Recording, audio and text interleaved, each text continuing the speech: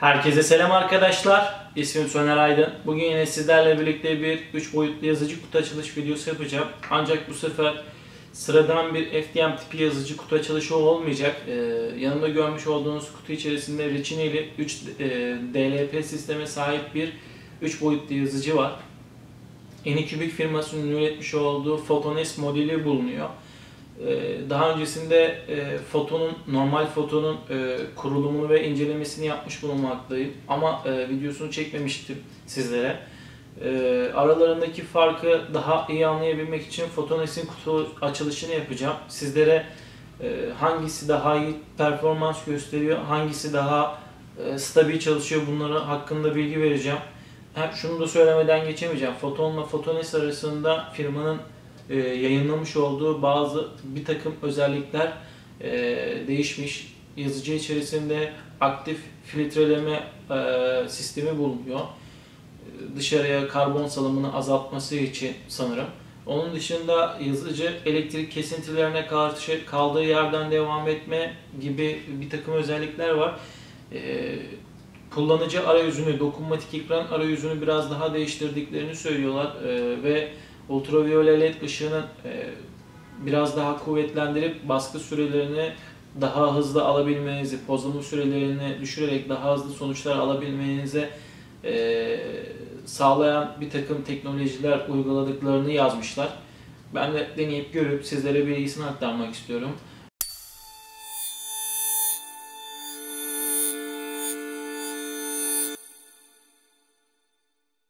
Yazıcı kutu açılışını yapmadan önce reçineli yazıcıların temel çalışma mantığını sizlere şöyle aktarayım. Reçineli yazıcılar alt tarafında bulunan bir ışık kaynağından yayılan ışıkla üst taraftaki haznenin içerisinde bulunan reçineyi katılaştırarak, pozlayarak kat kat oluşturuyor. Temel mantığı bu. Farklı yöntemler kullananlar var. LCD tipi yazıcılar var ya da projeksiyonla projekte ederek katmanları katılaştırarak oluşturan yapıları olan yazıcılar var. Çok farklı çeşitli yapılara sahip bir reçineli yazıcılar var ama temel mantık ışık kaynağından çıkan ışık reçineyi katılaştırır ve kat kat ekstrüzyonla oluşturur. Zaten resimlerde de görüyorsunuz şu an. Evet, sizlere elimden geldiğince reçineli yazıcıların nasıl çalıştığını aktarmaya çalıştıktan sonra kutu açılışına geçeceğim. Kutu açılışında içerisinden neler çıkıyor onları sizlere ilerleyen dakikalarda anlatacağım. Lafı daha çok fazla uzatmayıp kutunun açılışına başlıyorum.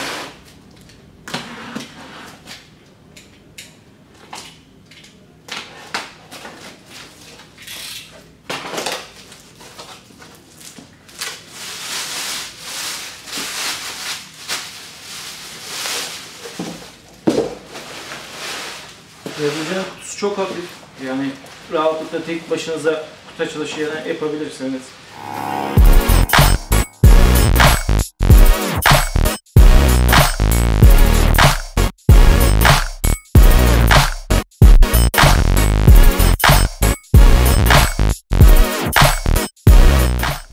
Bu tarz yazıcıları genellikle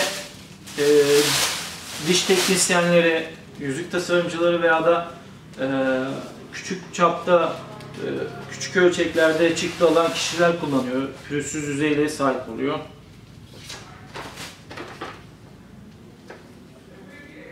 Teşekkür ediyor böyle Anycubic firması.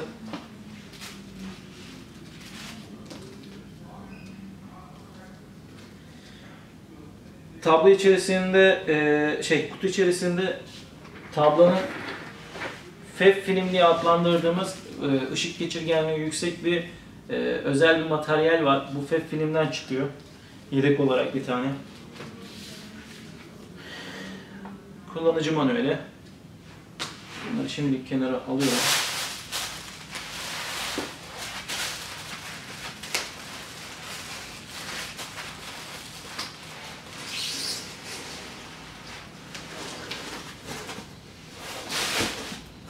Şöyle göstereyim. Bir adet 250 mililitrelik genel amaçlı reçine çıkıyor. Adaptörü çıkıyor.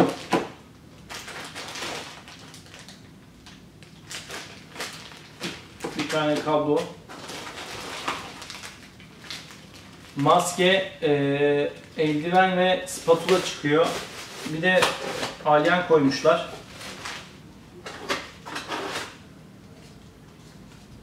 Şöyle kar çıkıyor.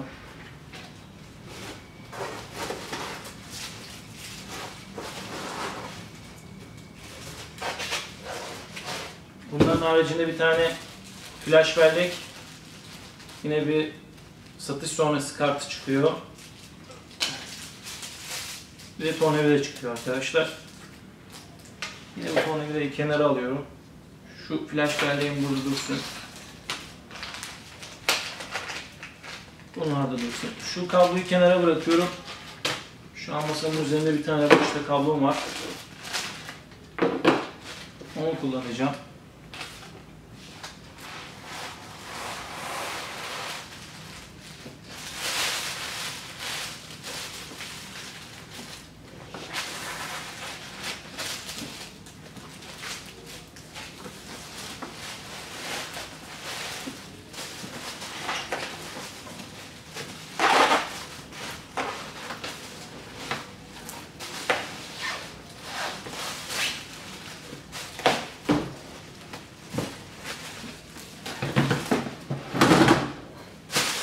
Bunu da kenara alıyorum.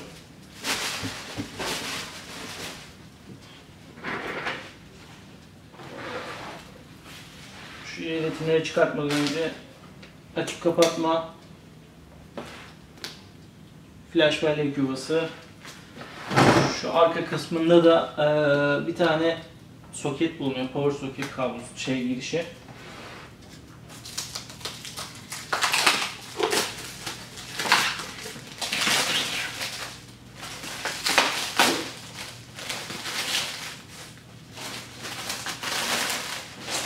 Bu tarz DLP tipi yazıcılarda ekran hassasiyetinin çözünürlüğü yüksek olması ilk başta önemli. İkinci olarak da Y koordinatında, yani X-Y koordinatında piksellerin birbirlerine yoğunluğu, birbirlerine yakınlığı, bunu PPI olarak adlandırıyorlar. Piksel yoğunluğu diye geçiyor. Birbirine yakın olursa daha iyi performanslar alırsınız. Bizim yazıcımızda 47 mikron 2 piksel arasındaki X-Y mesafesi. Standart birçok yazıcıda bu tarz küçük 2K'lık 5.5 inç çıktı alanı var bu arada. 5.5 ekran kullanan 2K'lık bütün reçineli yazıcılarda neredeyse aynı ekran kullanılıyor. Tek fark Z hassasiyeti, Z eksenindeki step motorunun adım sayısı önemli oluyor burada. Bunun içerisinde de en son fotonun içerisine baktığımda LV72 8729 diye bir sürücü var. Bu sürücüden mevcuttu. Bunların katman kalınlıkları 20 mikron hassasiyete kadar çıktıda performans gösterebiliyor. Ancak 20 mikronda alacağınız çıktıların işlem süresi çok yüksek oluyor. Yani birçok deneme yaptım. 50 mikron bence bu tarz yazıcılar için optimal bir seviye. Hem hızlı hem de çıktı performansı güzel olan yapılar size sunuyor. Benim size tavsiyem tabii ki de 50 mikronda basmanız. Daha hassas işlerde yine tabii ki de 25 mikronlara falan düşebilirsiniz. Bu sizin tamamen tercihinize, çıktı alacağınız malzemenin yapısına bağlı. Şöyle size çevireyim.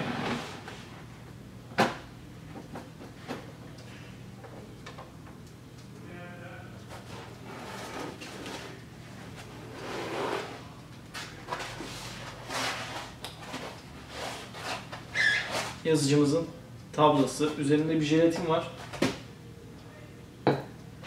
Ben ilk foton modeli geldiğinde test çıktısı alırken üzerindeki jelatini fark etmedim. Heyecanla galyana gelip direkt baskı aldım.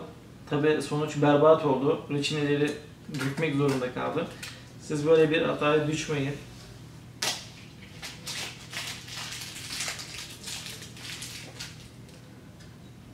Kenara koyuyorum şimdilik.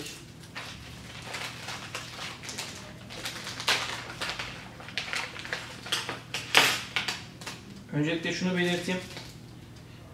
Bu tarz reçineli yazıcılarda reçineyi elle müdahale etmeyin. Elle müdahale ettiğiniz zaman ellerinizde bir süre sonra yaralar oluşabiliyor. Ben ilk başta böyle bir hataya düştüm. Ya bu bizim Türk insanında var, bu eldiven kullanılmaz, ne olacak falan filan demeyin. İlerleyen zamanlarda bu yaralar meydana çıkıyor. Tedavisi belki olmayabilir. Çok şükür bende de geçti ama size tavsiyem kesinlikle bu tarz reçine kimyasal materyal diyeyim, daha doğrusu kimyasal materyalleri elinizde bir koruyucu eldiven olmadan müdahale etmeyin. İlerleyen zamanlarda sıkıntılarını gerçekten yaşıyorsunuz. Benim size tavsiyem bu. Daha fazla bir şey demeyeceğim. Bunu da kenara koyuyorum. Eldiven önemli. Bunu da kenara koyuyorum. Şimdi kameramın açısını değiştirip sizlere daha detaylı görüntüyü aktarabilmek istiyorum. Şimdi arkadaşlar şöyle bir durum söz konusu. Tablo ayarı yapacağız. Kameramın açısını değiştirdim daha detaylı bir şekilde çekebilmek için. Makinenin reçine haznesini çıkarttım. Kenara koydum. Şöyle kenara alıyorum. Yazıcımızın ana tablası bu. Parçalar bunun üzerine çıkacak. Şöyle. Güç soketini takmıştım. Güç veriyorum yazıcıma. Kutu içerisinden yine şöyle bir alyan çıkıyor. Bir tane yanınıza bir A4 kağıdı alın. Menüleri ilk önce size göstereyim. Print sekmesinde işte dosyaların ön görünümü resim şeklinde gözükebiliyor. Arayüzü değiştirmişler. Foton normal fotonla Photones arasındaki arayüz değişmiş ama yine bölümler aynı, sekmeler aynı. Buradan Move Z diyebiliyorsunuz. Z eksenine manuel olarak hareket ettirebiliyorsunuz. Detection dediği şey ise bunu birazdan size göstereyim. Ekranın, şu LCD ekranın ultraviyole ışıklarını belirli bir süre, ayarladığınız süre boyunca açıp test amaçlı gösterebiliyor size. İlk başta tablo ayarını yapacağım size. Move Z diyorum. Bu sekmeye giriyorum. İlk önce Home diyorum.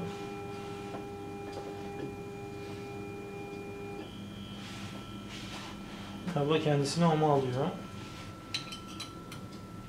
Üst tarafta şu biraz önce gösterdiğim kutu içerisinden çıkan alyanı alıyorum.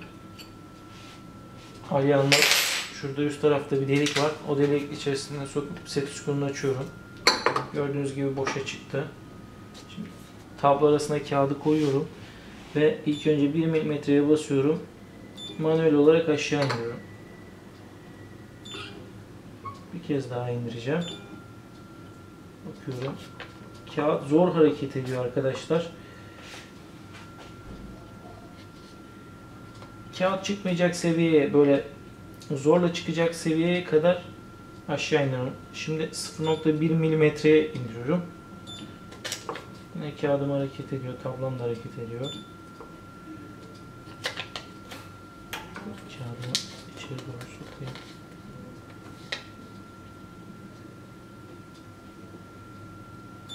Bir adım daha indirdim.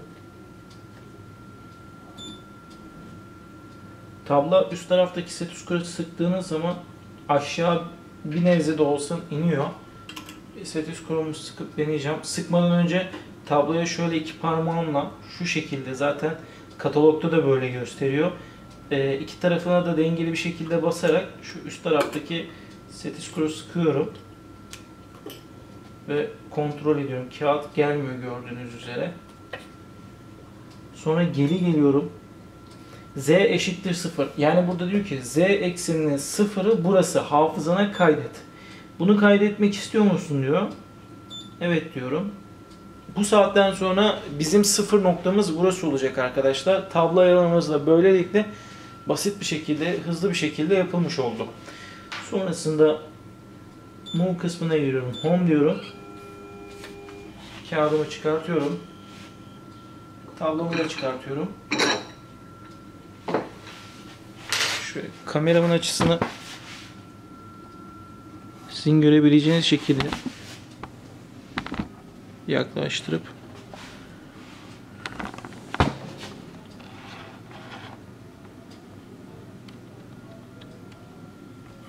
evet. Şimdi Detection sekmesine giriyorum. 3 saniye boyunca yanık kalacak. Ben bunu biraz daha yükseltiyorum. 5 saniye yapıyorum. Ve Next'e basıyorum. Gördüğünüz üzere ultraviyole ışığı böyle de test edebiliyorsunuz arkadaşlar. Ve söndü. Tekrar kameramın açısına eski pozisyonu alıyorum.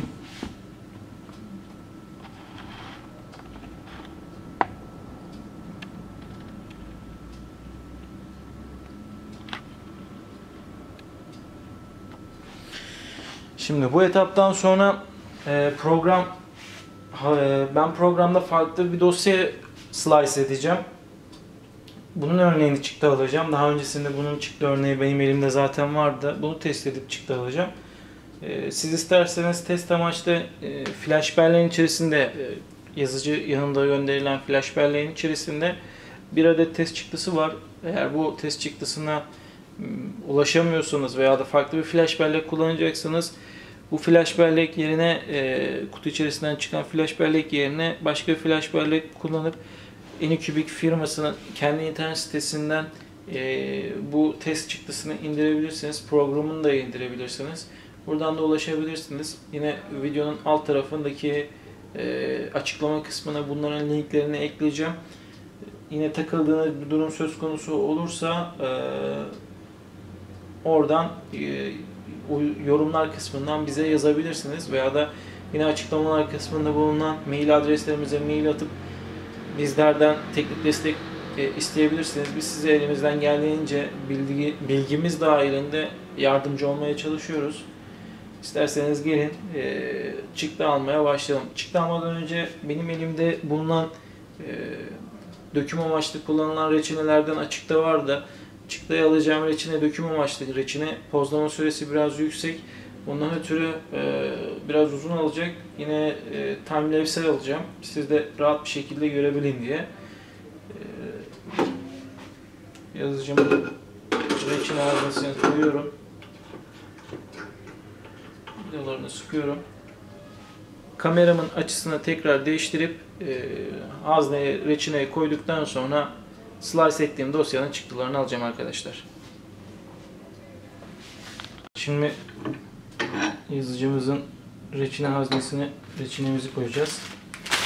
Reçineyi koymadan önce iyice çalkalamanızı istiyorum sizden. Çünkü içerisinde kristalize bir yapı var. Yani bazen kristalize bir yapı oluşabiliyor. Onun önüne geçmek için çalkalayın diyorum.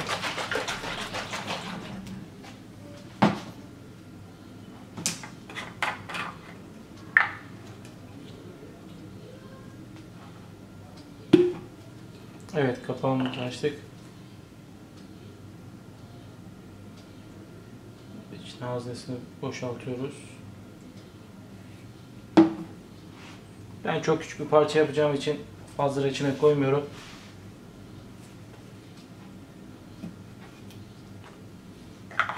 Tekrar kapağını kapatıyorum. Kenara alıyorum. Diğer bir husus benim çıktılacağım reçine castable reçine, döküme uygun bir reçine. Döküme uygun olduğu için biraz akışkanlığı fazla. Genel amaçlı reçinenin akışkanlığı biraz daha yoğundur.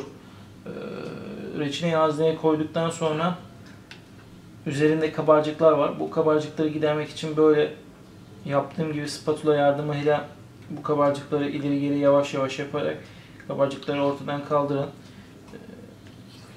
Çıktığı üzerinde bazen kabarcıklı şekilde çıkabiliyor.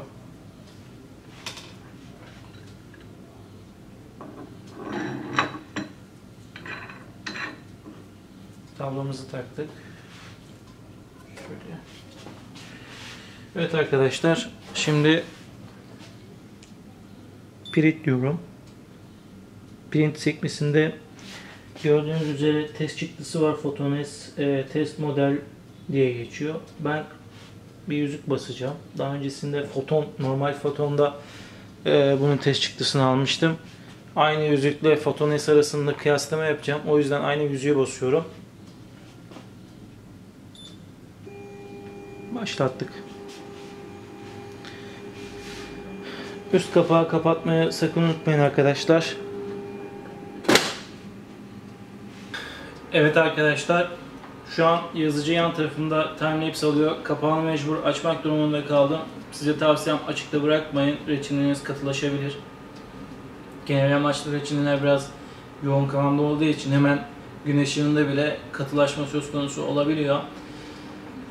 Yazıcıya gelecek olursak benim genel olarak ön izlenimlerim şu yönde olacak.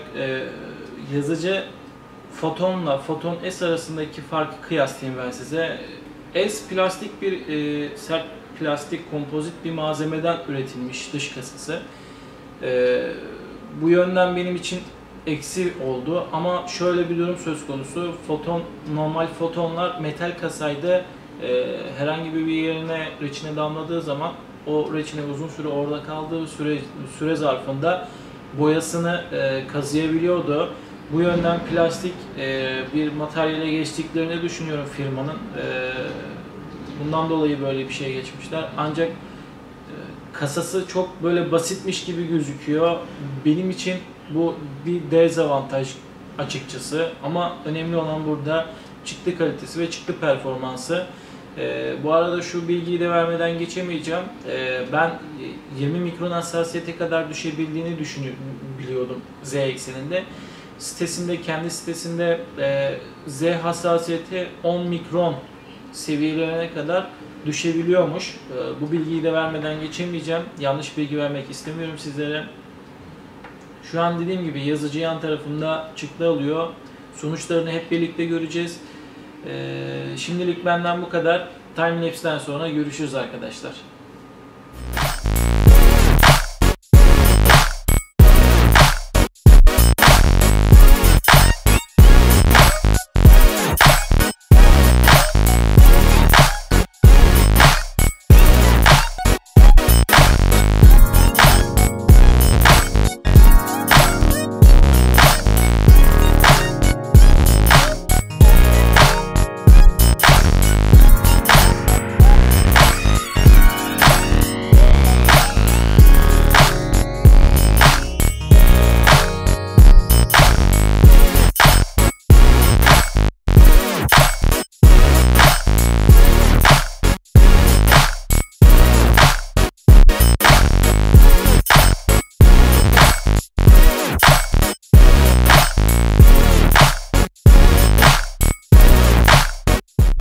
Evet arkadaşlar, bu videoluk da benden bu kadar. Bugün sizlere Anycubic firmasının üretmiş olduğu Photones'in kutu açılışını yaptım.